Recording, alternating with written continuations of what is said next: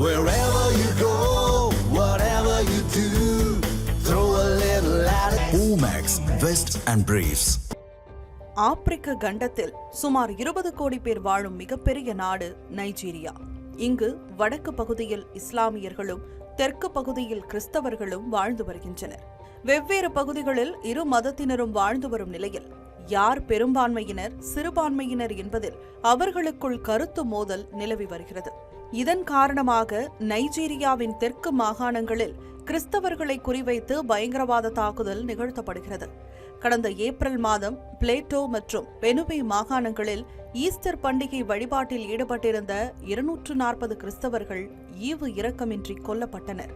அதேபோல் ஜூன் மாதம் பெனுவே மாகாணத்தில் உள்ள எல்வாடா கிராமத்தில் வசித்து வரும் 200 கிறிஸ்தவர்கள் படுகொலை செய்யப்பட்டனர்.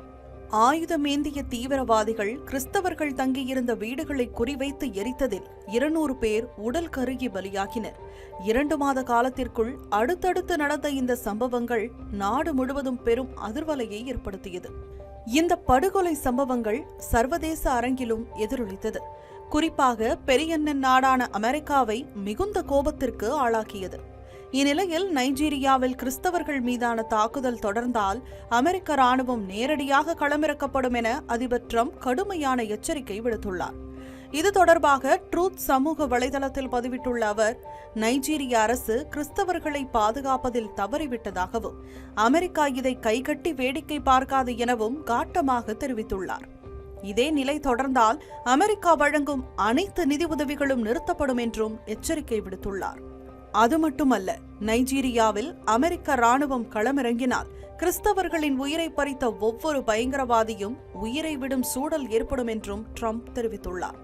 பயங்கரவாத ஒழிப்பு நடவடிக்கைகளை நைஜீரிய அரசே மேற்கொள்ள வேண்டும், செய்ய தவறினால் அமெரிக்க ராணுவம் செய்து முடிக்கும் என்றும் ட்ரம்ப் சமூக வலைதளத்தில் பதிவிட்டுள்ளார்.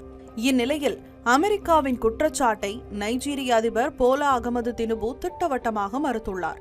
நைஜீரியா எப்போதும் மத சுதந்திரமும் சகிப்புத்தன்மையும் கொண்ட நாடு எனவும் கூறியுள்ளார். மத ரீதியிலான தாக்குதலை தனது அரசு ஒருபோதும் ஊக்குவிப்பதில்லை என்றும் விளக்கமளித்துள்ளார். நைஜீரியாவில் முழுக்க இஸ்லாமிய ஆட்சியை நிறுவ துடிக்கும் போகோ ஹராம் பயங்கரவாத குழு அதற்கு தடையாக இருக்கும் கிறிஸ்தவர்களை கொன்று குவித்து வருகிறது.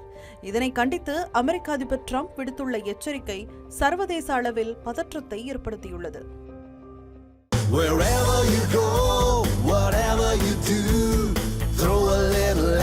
Omax, Vest and Briefs.